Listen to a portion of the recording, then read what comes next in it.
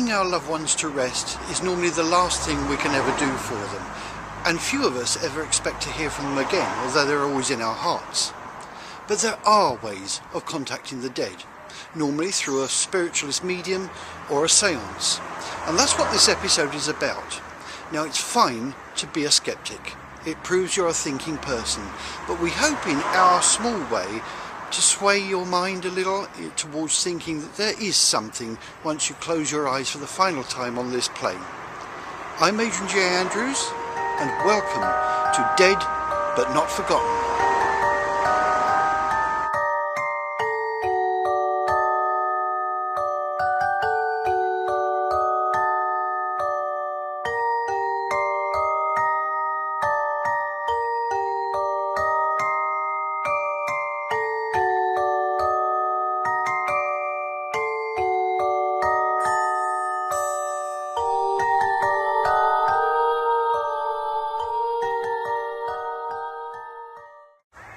Communication with the deceased is nothing new.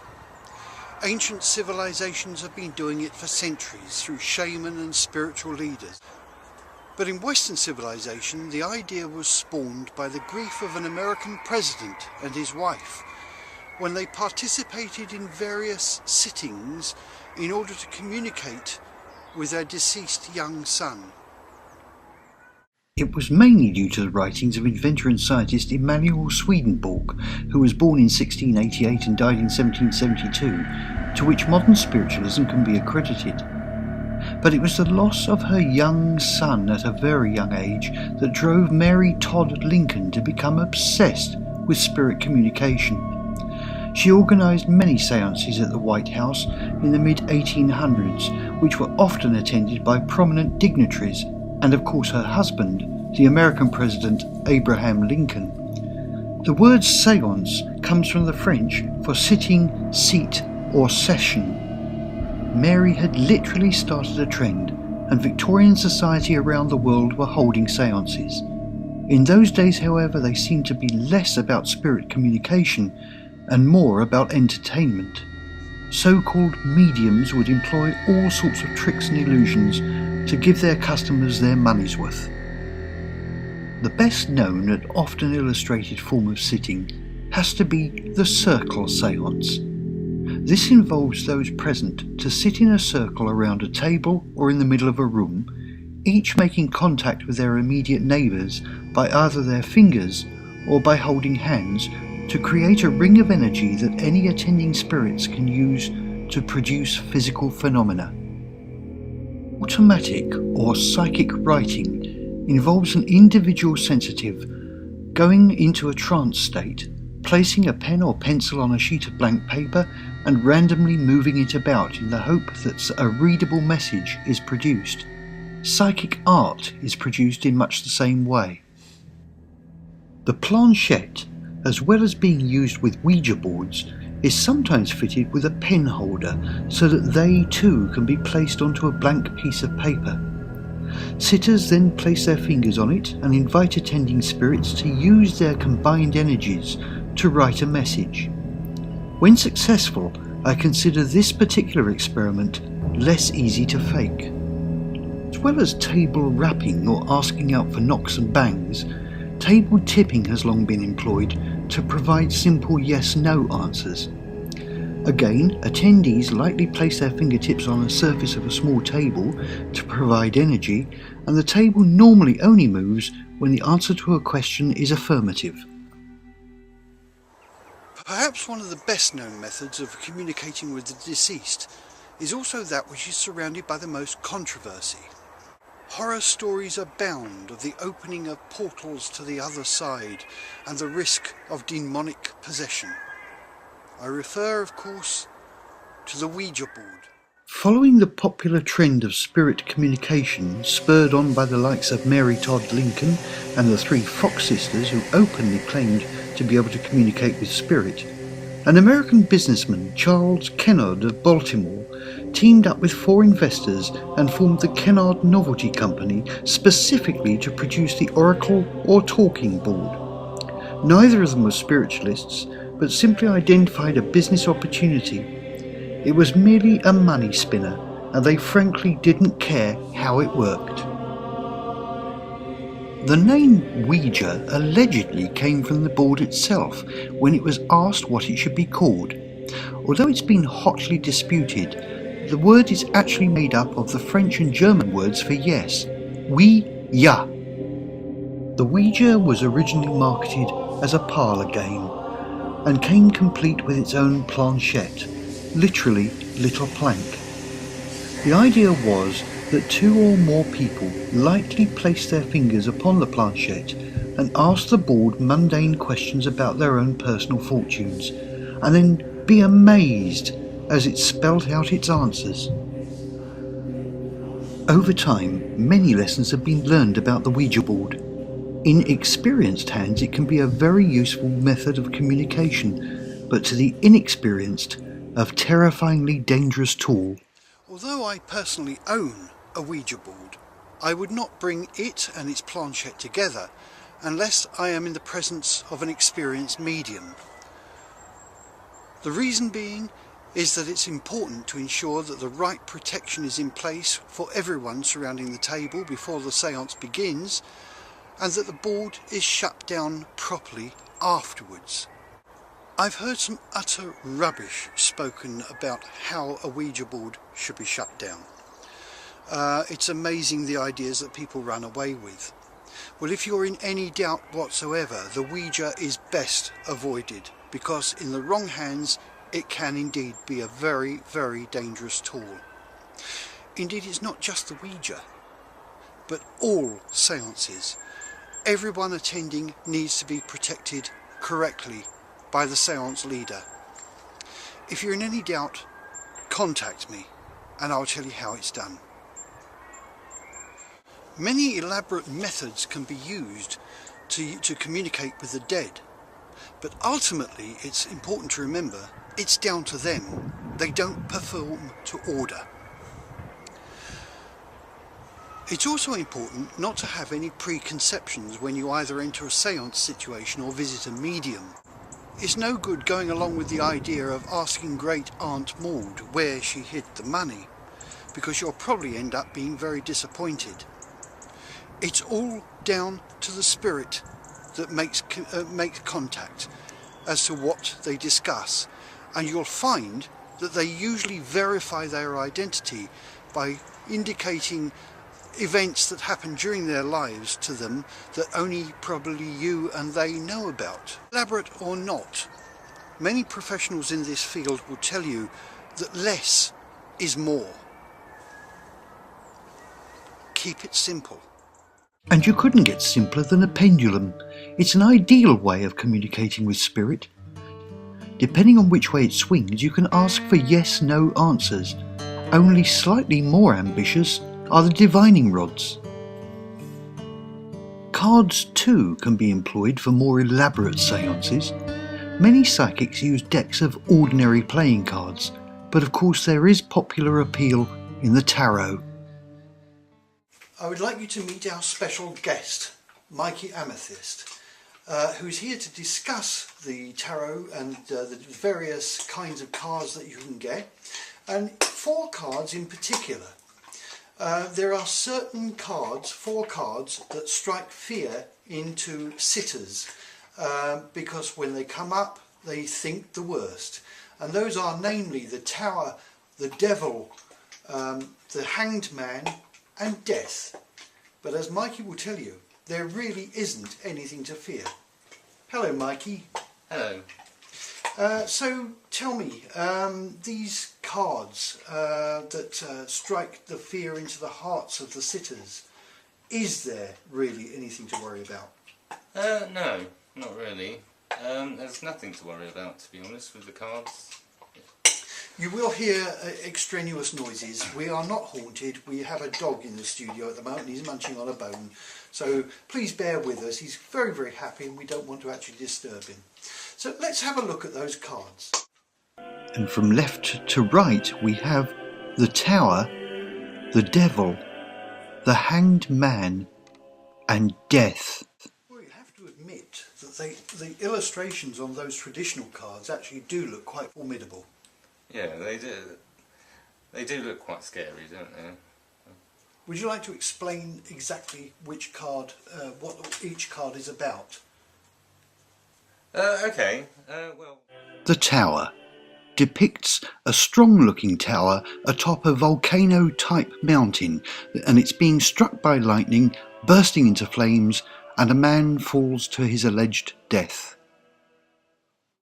Right, so the Tower card, if that comes up in a reading for anybody, it would kind of signify a change is about to take place. Like, maybe a loss of a relationship or material possessions or something, but not necessarily. It's always a change that needs to take place. So there is a formidable side to that card. Yeah, unfortunately, that's probably the only one there is. And yet the others look rather scary, but that of all of them, that is the scariest of them all. If you look into the meaning of it, but if you look into the literal meaning from any information that you read, but as in all tarot cards, when you get a reading, it's usually based on, you use your intuition to know what it's talking about.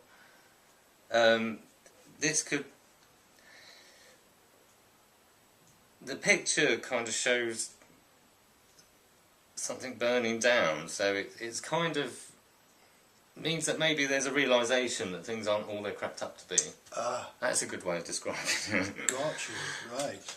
So it's not such a bad thing, but it means that you could, like, it could mean a person. You put somebody on a pedestal, there's somebody you idolise that you really love. And it all comes burning And then down. suddenly when you get into a relationship with them, you suddenly realise that they're not the person you thought they was. How does the modern card compare? Is it as formidable? Well, this is from the Faulkner Tarot deck, which is a modern. It's a modern tarot deck, which is kind of the pictures are a lot more friendlier in lots of ways. Right, and this one, instead of a tower, although it's called the tower, it depicts a stove, an old-fashioned stove with a stack. With glowing embers. Yeah, which is not so bad as that, because that's showing lightning striking. Yeah. And, I mean, other readers might say this means disaster is going to hit. Like, the Gypsy Tarot is a lot different, because they usually have a specific meaning for each card.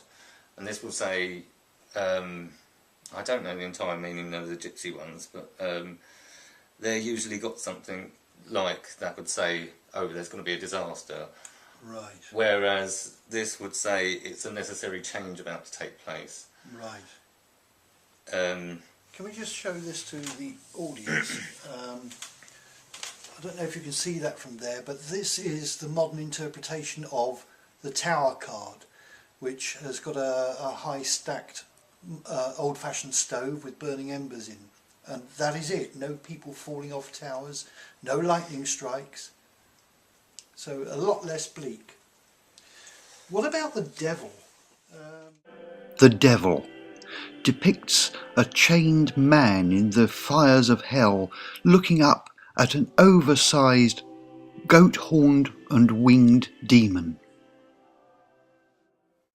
It could be talking about maybe drug addictions, well, addictions to anything, just things that are destructive. So it's a personal devil. It could be, yeah. If it came up in the past, it could be talking about that you've had illness, that you've had addictions, or maybe there's somebody in your life that you need to look out for, maybe, but not in the way that they're going to hurt you or anything.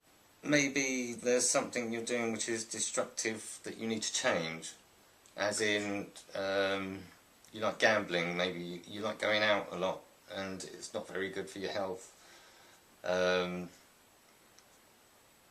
If I was to get that in a reading with somebody, I would suggest that it was to do with maybe their future. Maybe it could be their personality that they need to maybe think about. Is it significant that in this illustration the devil is much bigger than the guy who's looking at him? signify that it's a controlling person in your life. Right. It could be somebody who's bullying you. So it's like the devil is the biggest thing in this guy's life, that it's dominating his life. Yeah, it's something that it needs to get rid of. Got you. Maybe, you know, as in an addiction, or as in destructive behaviours. Maybe they. Yeah, it's hard to talk about these things without it being specific to a person. Of really. course, of course. How does the modern version compare? This one, in the Faulkner deck, it's a very it's not dissimilar actually. It's showing a person behind some branches of trees. Ah, that's interesting. So if you were to then interpret that picture, it's almost like This could. it's like a thorn bush, or symbolic of somebody behind bars. They're trapped. Yeah, or it could simply mean there's somebody watching you. There's somebody. Distrusted? Yeah, somebody you should look out for. Right. Maybe. The Hanged Man. This depicts a character who clearly isn't dead or suffering, but is tethered by his ankles and is hanging from what can only be described as a hanging tree. But in the background is a lush green landscape and a flowing, cool blue river. When you're dealing with tarot cards, sometimes they can come up the other way, so he's actually up, his feet down. But in general, he's illustrated hanging from a tree by his ankles. What was that all about? The Hanged Man could sacrifice it. It symbolises waiting and sacrifice. Maybe you need to sacrifice something you're doing. Maybe you're doing too much, too many things, and you're going to end up, you know, having to take time off work through stress. Ah, this makes sense then. So whatever it is you're involved with could literally strangle you. Yeah. If you don't It keep could chipping. be. Yeah, it could be that you're impatient, that you want something to happen right now, Right. when it's. Well, if I was to explain it using the Faulkner Tarot deck, that just simply shows a clock. A clock, yes. That says, that's kind of time standing still. That. Ah, so it's something that's taking up far too much of your existence. It can be. Yeah, I'd say two main words with the Hanged Man are waiting and sacrifice. Waiting So, for but sacrifice. in life you always have to make sacrifices. You can't have everything. No. You know, say you were moving house, and you had some places to look at, and you had to make a decision, but that would kind of signify do not make that decision straight away. Right. Take time out to wait. Ah, that's the clock. Yeah. So give it time. Yeah. Right. Or, well, that would be the literal one for that, but then obviously that one is showing sacrifice. Yes. That person's, well, they're not completely sacrificing themselves. They're going through suffering. He's clearly still alive. He's Yeah. not being strangled because it's his ankles that are actually tied up. So the whole of his weight is on his ankles. Yeah, so that's showing that he's prepared to suffer in order to gain something. This is the interesting thing. I've just realised, as little as I know about the tarot, in the background of this card, there is, of course, you've got the tree in the foreground, but there's a river in the background, and a river, of course, is flowing. That would tie in with the clock face, the time, the flowing river, the flowing of time.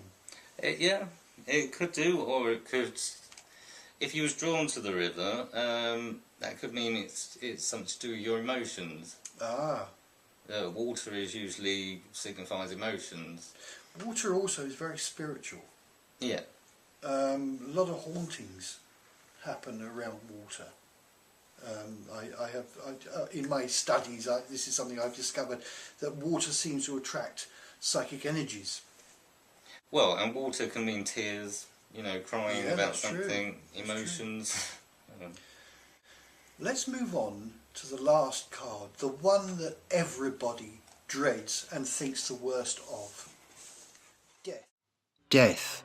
The grim reaper, wearing a ragged habit, rides a white steed with which only can be called a medieval harness and reins. The sky is fierce, but at the horse's hooves are grabbing hands emerging from the soil. It's no wonder people are worried about this when this comes up. Does it really mean they're going to drop dead tomorrow? No, not at all. It would usually signify change of a situation, death of an old situation, death of old ways, death of something coming to an end. But obviously when something comes to an end, there's a new beginning afterwards. Yes, yeah. So that's... It's closing one door and opening of another. Yeah. Like, I actually had this with somebody the other day. They got the death card and they sat there and put their head in their hands and was actually like... And I was having to explain to them, no, it doesn't mean... They go, no, it means I'm going to die, doesn't it? And it was just very hard to explain to him at the time that it was just... It doesn't mean that. It can be a welcome change that you need. This is where there's a great misunderstanding of these things, and like the Ouija board, which of course the fears are founded in that. But with the tarot cards, many people have fears about these cards coming up, and in fact there is no need for that. It's just a misunderstanding. Would you agree? Yeah. You would. How does the modern version of this compare? Oh, well, this just simply shows in the Faulkner deck, which this is just one modern deck actually. There are hundreds of decks. Yeah, I've noticed this. But the pictures in these are always a bit nicer to look at. That just shows in a room.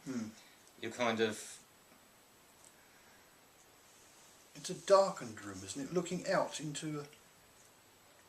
It's almost like, yes, the door's all just slightly allowing you a view of a hallway outside the door, a lit hallway, but the room itself is dark. Yeah, well, that one would be... Yeah, that would be a lot nicer to explain the death card, because you haven't got the Grim Reaper on that one.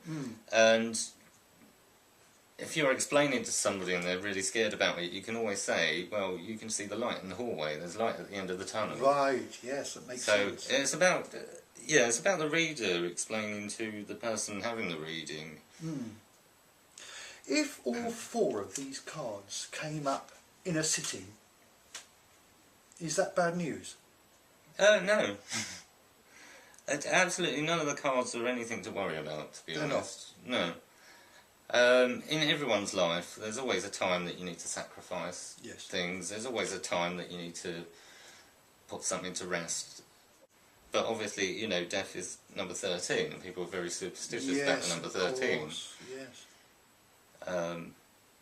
Oh yes, I hadn't noticed that. It's no wonder people are afraid of these before they actually sit down with I mean, the more I'm talking about them, the more I'm trying not to put any scary meat, because there's nothing to be scared about any of them. There you go, you've got it from the horse's mouth. There's nothing to be scared of. MIKEE Amethyst, thank you very much. Thank you.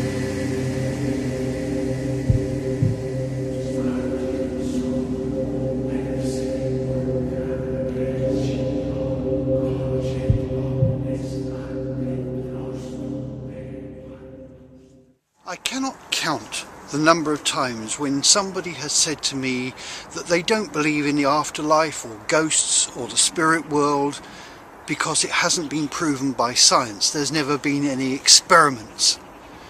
Wrong. There have been experiments. There was a very important sound, or what we now know as EVP experiment, carried out in New York in 1933.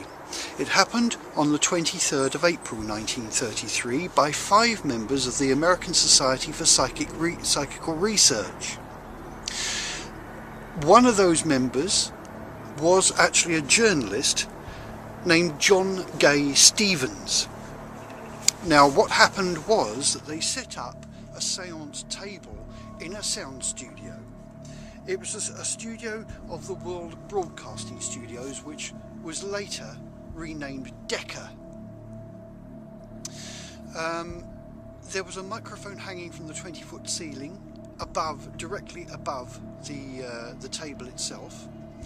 There were also 3 ceiling microphones. Now these microphones were very short range, and so it meant that they only picked up sounds in the immediate vicinity of the head of the microphone. They didn't get any extraneous sound at all from elsewhere in the studio. It's a 40-foot building, a 40-foot long building with a 20-foot high ceiling, so it was a cavern of a place. Well, they entered the seance conditions, and eventually a potential sound engineer, someone who had actually been studying the science of sound, actually came through and agreed to go along with the experiment. Now each of the microphones was independently connected to a sound recorder which would record onto disc. Remember, 1933. The entity stayed with the group because of his own personal interest in life for an hour and a quarter, and in that time he demonstrated the range of sounds that he could possibly make and the speed with which he could travel around the room, visiting each and every microphone in turn in a cyclical movement. And the sound engineers, of which there were 4, were completely astonished. Nothing like this had ever happened before. The results were recorded, and it was intended to broadcast them, but unfortunately that never happened. But the original discs are still installed in the archives of the American Society for Psychical Research. There have been other such experiments. Today we know them as EVP, electronic voice phenomena. But in those days they didn't have a name for it. It was just called a voice seance.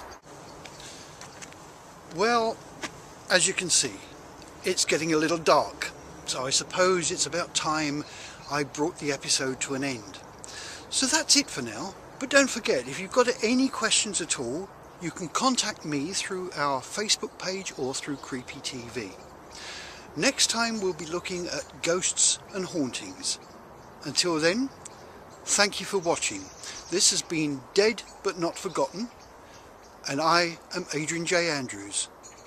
Goodbye for now.